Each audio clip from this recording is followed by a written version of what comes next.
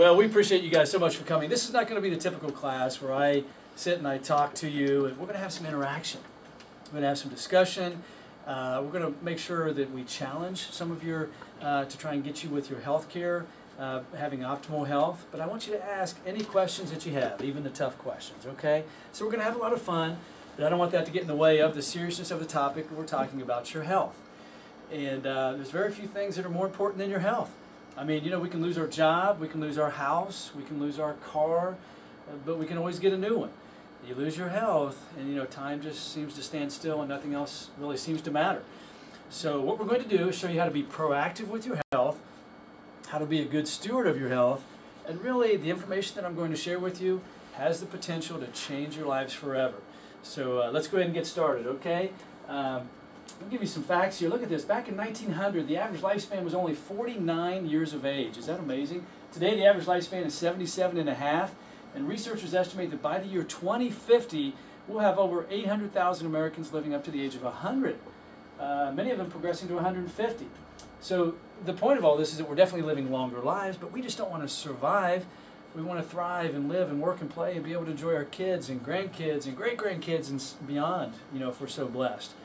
So, since we're living longer, there have been some healthcare concerns revealed.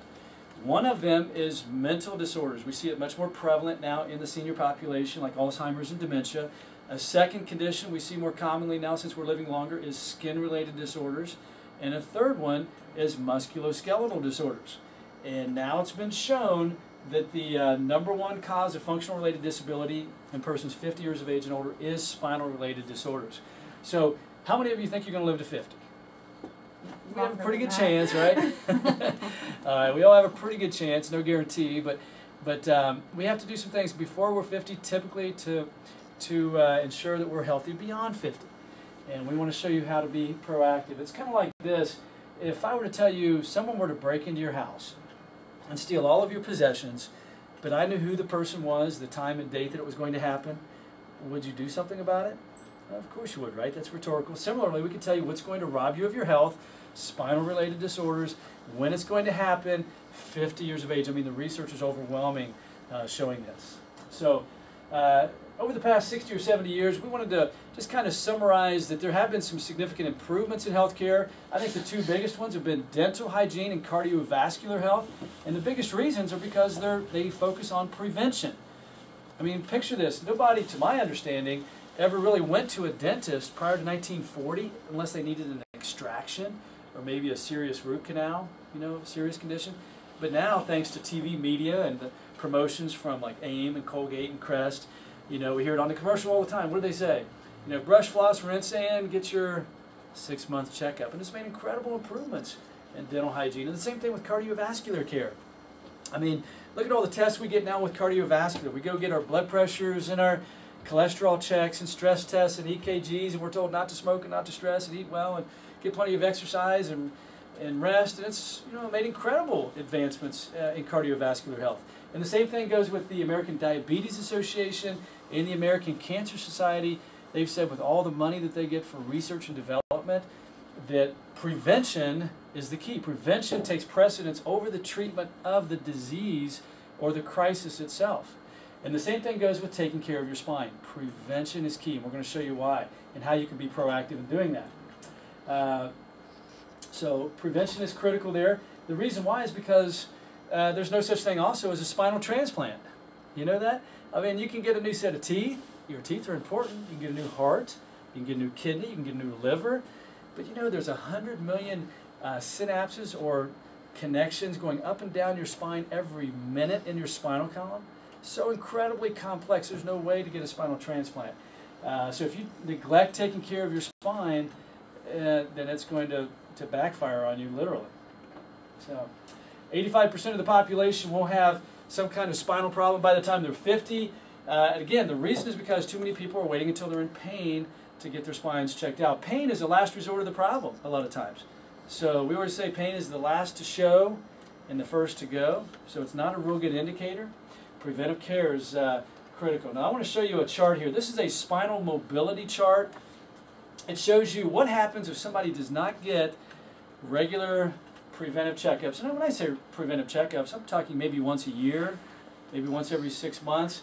But look at this. This is the age here on the bottom, and this is the mobility here. And look, see how the mobility, this is the spinal mobility. See how it just drops like a rock over time? So by the time we're 50 years old, we've lost almost 50% of our mobility in our spines. And with the lack of mobility comes an increase in debility, increase in disability and pain and unwanted health problems. So, and then it just continues to go.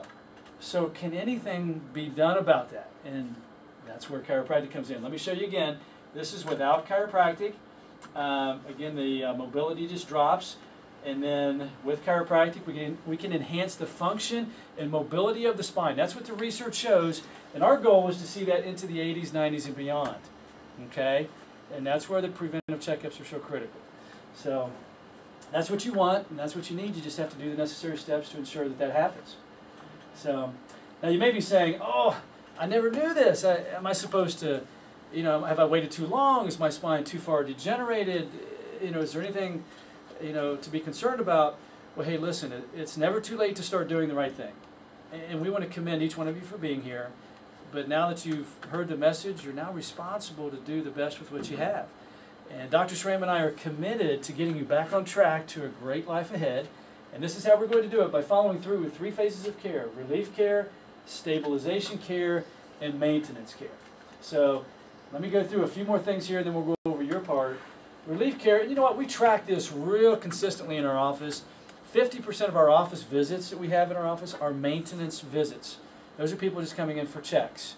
It's a great way to keep your spine in good shape. But the other 50% are in pain. And so if you're in pain, if you've come in here, we want to make sure we get you obviously out of pain first and then show you how to keep it well. Otherwise, it's just a patch. So, oh, I didn't bring my spine out here. Jake, can you do me a favor? Can you grab a spine for me? So what causes pain, and that's what we're going to show you.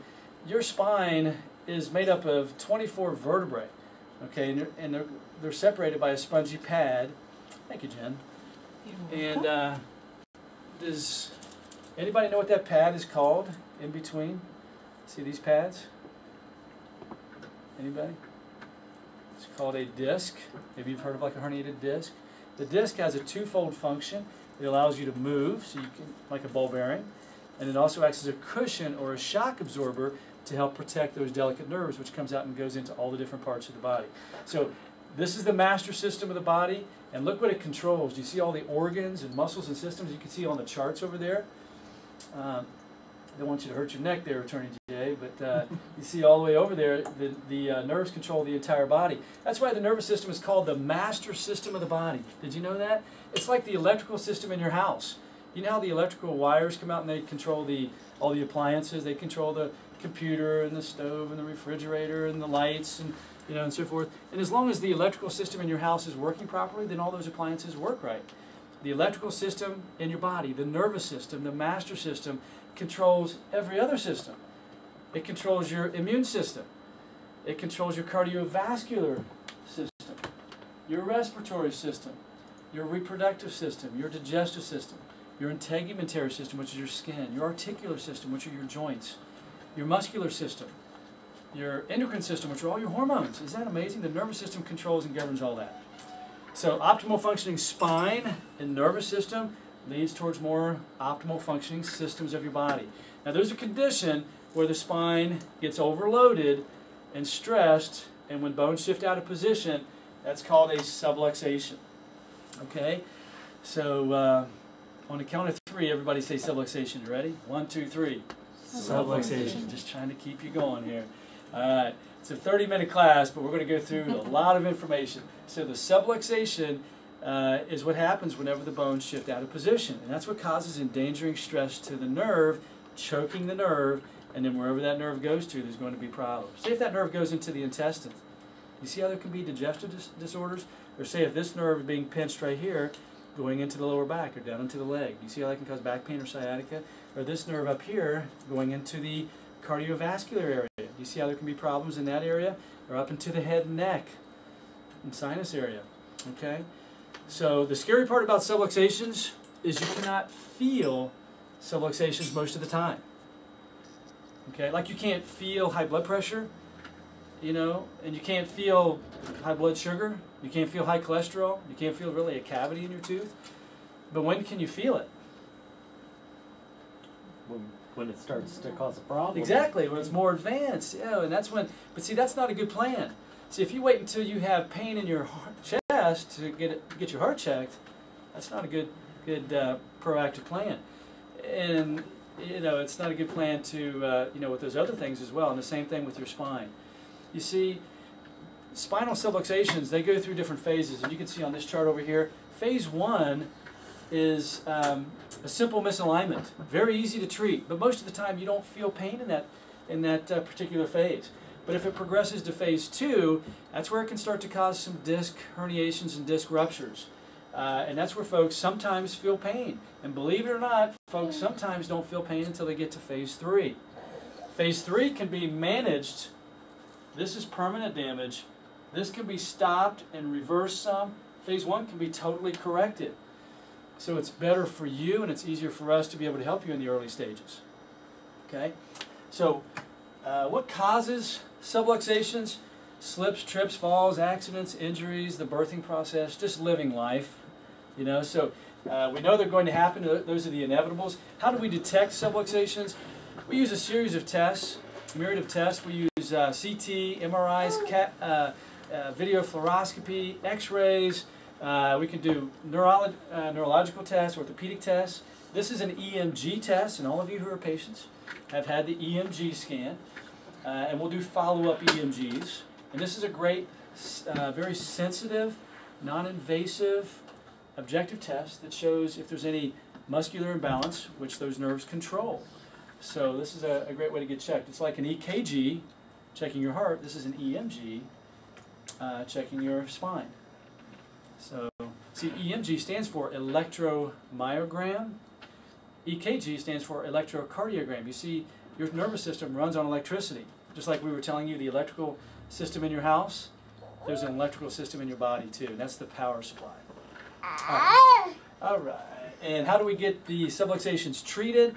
Well, we use either with our hands or with an instrument or with a specific table that we have to realign it. So if the spine is misaligned, okay, like this, we can either just gently reset that back in position, okay, to reestablish that integrity and mobility of the spine again.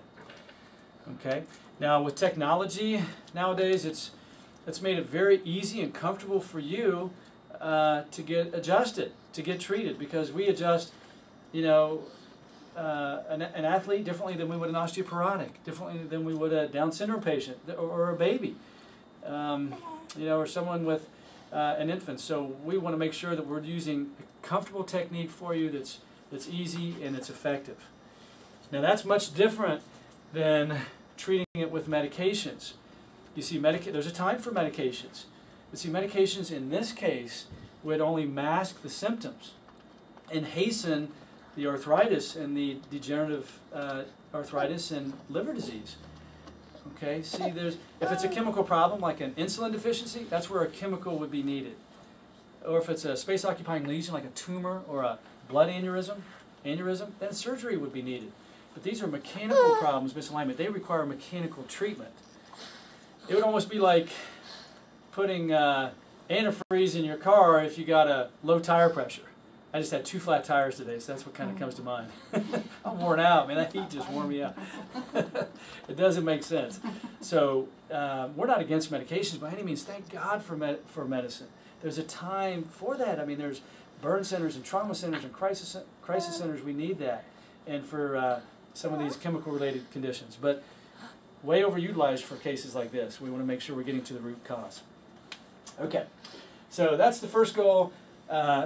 If you're in pain, getting pain relief. The second goal is stabilization care. And this is where we literally have to retrain and re-educate and rehabilitate your spine to learn a new position. So just a crude example here, if your spine is shifted like this, at an early age, we can make some good changes in there, but your body wants to go back. And we try to change it, the body wants to go back. So we're trying to retrain it so that it holds it in a better alignment. Okay? Same thing segmentally. When the bones come out of position, they have a tendency to want to go back to the old pattern because they think that's normal, and we have to retrain it. So it's kind of like braces on your teeth. You know how the orthodontist will retrain and keep it in position and then move to the retainer stage? Similar with chiropractic. So that's stabilization care, maintenance care, and this is where these are just the infrequent checkups. Remember? The infrequent but periodic checkups just designed to keep it in place, and it may just be once or twice a year, but it's to counteract the daily stresses we all encounter. We can't avoid those. Okay? Now you may be saying, oh, are you telling me once I go I'm supposed to always go? You know, we hear that sometimes. And before you pass judgment, it's like going back to our dentist analogy. You know, is a dentist going to say, don't come back until your teeth fall out? You know, as the optometrist, my dad was an optometrist for 50-some years. Is he going to say, don't come back until you can't see? Is a cardiologist going to you know, say don't come back until you have a heart attack? No. It's malpractice. And it's not what's best for you either. And it's not what's best for your spine, so we're not going to recommend that. So, but rest assured, we're going to give you the fewest number of visits to get the maximum benefit. We do not want to treat you any more than we feel is absolutely necessary. Okay, well, you may be saying, well, that's great for me, but what about my friends, family, coworkers, a lot of folks who don't know about this? Well, let me just give you an FYI here real quick, and then we're going to move on to some things you need to do. Your spine, like I said, should be checked from birth to burial once per year. Okay? And the reason why, picture this, the first 5 years of life, I mean, not only is the birthing process traumatic to mom, but also to the baby. And then the American Pediatric Association says the average child falls, by the time they're 5, has fallen 500 times on their head. Now I've got 3 of them 5 and under. Well, Danielle, I think she's fallen. She's only 2. I think she's fallen way over that number right now. Just you know, they just take a beating. And then, but see what that does is it predisposes them towards cervical problems, which sets them up for things like colic, asthma, GERD, reflux. Okay, and then it also predisposes them towards problems in latter developmental years from 5 to 18. Okay, now think about 5 to 18. That's probably the craziest, I mean, just the most physical time in your life, you know, and I mean, you're active, sports, gymnastics, cheerleading, whatever else, you know, kids are into, and if the spine is not detected and corrected for subluxations at that stage, it sets them up for what's called juvenile disc disease, Sherman's disease, which are abnormal curvatures of the spine, scoliosis, maybe you've heard of, kyphosis or other names. Okay, and then from 18 to 50, see, if we don't take care of our spines in the early stages, it sets us up for the other stages. 18 to 50, that's probably the most stressful time in our life. And we're trying to deal with, you know, trying to do the weekend warrior thing and still trying to provide and family and kids and, you know. So if subluxations are not detected and corrected at that stage, it sets us up for herniated disc, pinched nerves, predegenerative arthritis, a host of other problems. And then beyond that is more sedentary lifestyle, so we want to make sure that that is not debilitating osteoporosis or osteoarthritis. So here's what we're going to do, just to illustrate how serious we are about preventive checkups. What we're going to do, Jen, before you leave tonight, she's going to give each one of you a gift certificate for a complimentary maintenance adjustment. It's on us. It's just as good as cash. It's used when you're on maintenance care. Okay, so make sure you take advantage of that. Anytime you refer us a patient, it's an honor for us to give you another gift certificate. We have some patients who come in here for all their care for free because they're passing the torch on to so many people, and it's an honor for us to give back. So be looking in the mail for those whenever you refer to us. We're also going to give you the opportunity, Jim will give you as many certificates as you need for any family member or friends that haven't been checked. We'll allow them to come in since you've come tonight for a free consultation exam. It's a $150 value on us. So just be thinking about how many gift certificates you would need from Jen tonight. Okay.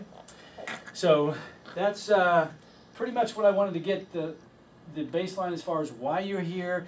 Any questions up to this point before I get into your responsibility? Yes, Charlotte. As far as insurance goes, do you think insurance pays for things like that, like a child that need to come? Every insurance is so different. I mean, yeah, you know, if they knew you were going to stay on the same insurance for the rest of your life, I'm sure they probably would, because it would prevent probably a lot of unwanted problems.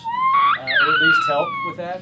But they know you can switch from year to year, so a lot of times they're geared more towards relief care. Got you. So, or Okay. they call it flare-up care. Okay. But we see a ton of babies in here, and insurances do cover a lot of that, especially, you know, torticollis, or if there is a segmental problem in the neck, which we Okay. can detect, contributing to some of the other problems. They're happy to help us out, because otherwise you're looking for a surgery, and that's costing them a lot more money. Gotcha. Okay. Yeah, good question though. Anything else, guys? All right. Well, kind of going on here, is there anything else that you guys can do? Why don't you just look at your handouts, and Charlotte, you don't have to there, but you've got them down there, you can look at them. And let's go to the second page. The second page, we've got some nice Picasso drawings there for you.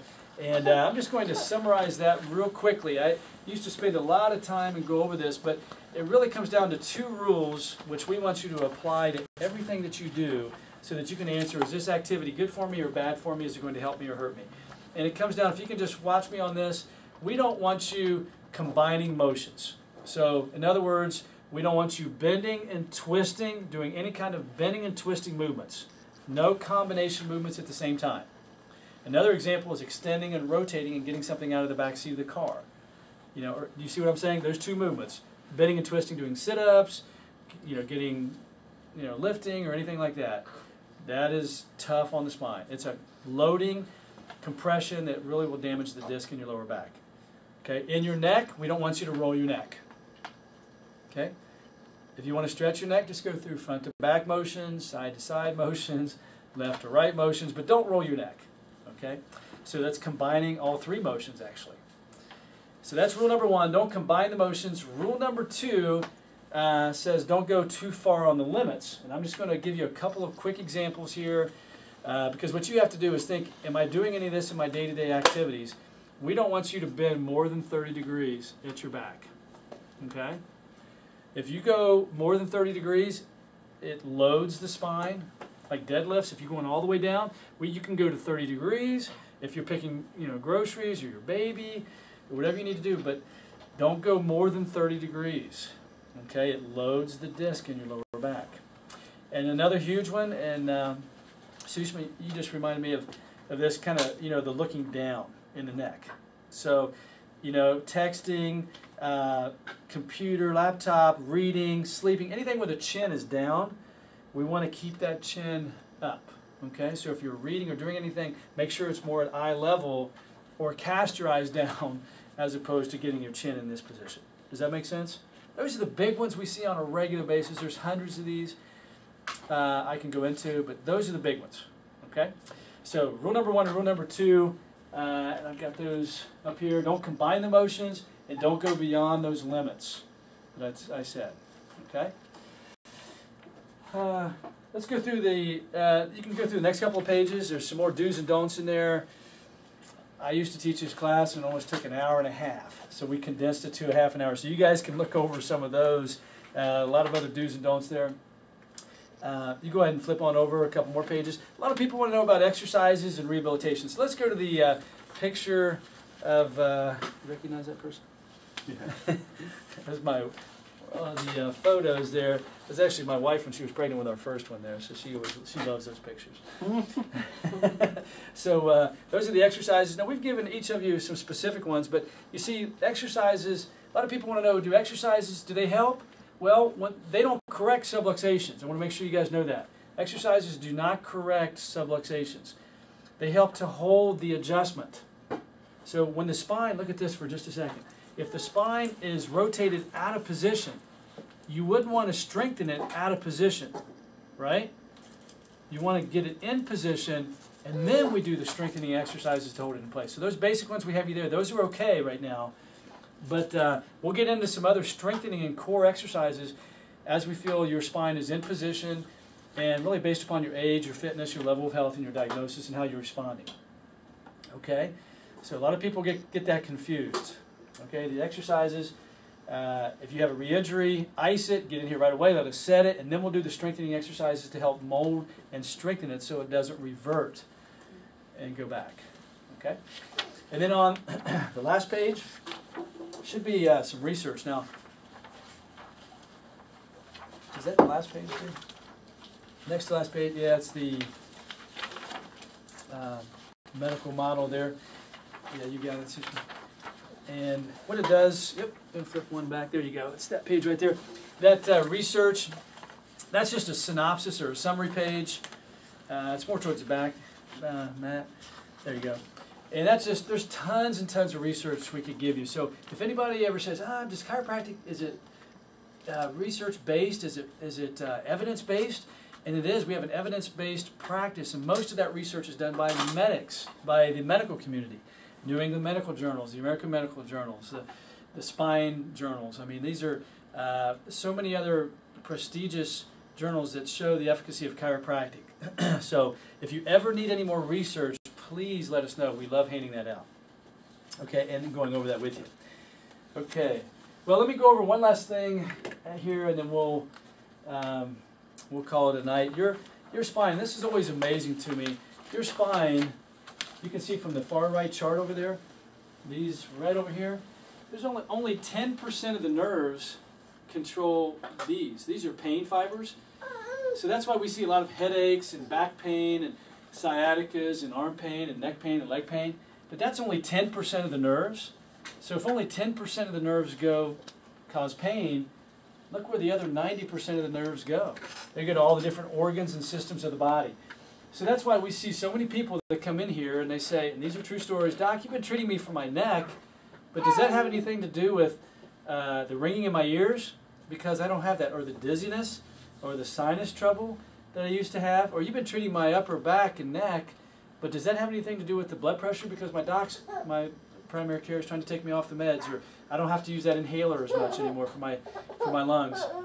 Or, Doc, you've been treating my lower back, but ladies don't have maybe the dysmenorrhea, the cycle cramping, or maybe there's, they say there's no digestive problems. I mean, things we take for granted, being able to go to the bathroom, okay? So it's all wired together. We have so many stories of patients, excuse me, giving their testimonies in these books. We had one patient who couldn't talk for 7 years. She could only talk like this. And she came in and got adjusted. And after the first adjustment, she got up and she said, "Wow, that's a whole lot like karate." Those were her first words. But it totally changed her life. She went on and became a DJ on the radio, a gospel quartet singer. I mean, just totally changed her life. People who haven't been able to conceive, and being able to treat the spine, which controls those areas. Now, chiropractors do not solicit to cure all these conditions. I mean, just so you know, that's how your body is wired, and it can be involving those areas, but only a chiropractor can detect if there's problems in those areas. So again, if it's a chemical problem, it should be treated with a chemical. Surgical problem, surgical. If it's a mechanical problem, neurological problem, that's where we come in. Okay? Hey, let me tell you one last story, and I'll let you guys go. You guys have been great. We had one patient that came in. She came in with headaches, and she was so excited because she had these headaches for years. And a lot of these headache patients, it's so sad because they're told to be put on antipsychotics and really just told to deal with it. And so she was one that was able to get relief, and she was so excited and wished she had known about this long ago. She said, "Hey, maybe you need to look at my son, Max." Now, Max, he was about 2 years old. He was 22 months, 24 months, and she had told us the whole scenario. She had taken him down to Duke University Research Center, great facility. Went through, I think it was 9 months of testing, 6 months of physical therapy, 5 of the best neurosurgeons, test after test after test. And finally, they just came up with an umbrella diagnosis, cerebral palsy, and which means he had an incomplete spinal cord going down into his legs. So they gave him a little wheelchair and told Mom and Dad he would never be able to walk. And so that was his condition. He wasn't able to walk, and he had cerebral palsy. And so she called us and said, "Can chiropractic help?" And we said no, after she told us the whole scenario. We said, "That's not a chiropractic problem." And she said, "Please." And we said, "No." And she said, "Please." And this was a very determined lady, rightfully so. I mean, this is her son. And she just brought him in the office. And she said, "I want you to look at my son." And we said, "Okay." And we did, and we looked at him, but we didn't give him a lot of hope. He did have some spinal problems, but we didn't give him a lot of hope just because of the diagnosis. So long story short, we were able to treat our findings and not, again, the prognosis was not good, but we were able to treat at least the conditions that we saw in his spine. And the next day, Mom called up and said, whatever you did, don't do it again, because he was screaming and grabbing at his legs all night. And we said, well, that's actually a good sign because he's getting some signal down. So within 2 weeks, little Max was up walking with his hands on the wall, and within 6 weeks he was out running beautifully. So Mom gave me the okay to tell that story, but I like it so much because she was a lot smarter than we were. I mean, we were going to turn her down. And so really from that point on was when we allowed anybody to get checked. And we want to make sure we do that. And that's what it's about for us, being used by God to help you guys and do the best we can. So if we can do anything any better for you, please let us know. We want you in good communication with us. And so we just want to make sure you guys get well and stay well. Now I'm going to be around here afterwards, but Jen's going to come out and she's going to give you what do you call those? Just the feedback questionnaires? Yeah. Mm-hmm. She's going to give you a feedback questionnaire. It just takes 30 seconds. If you guys would just take a minute and fill those out, and just to let me know that I'm doing my job connecting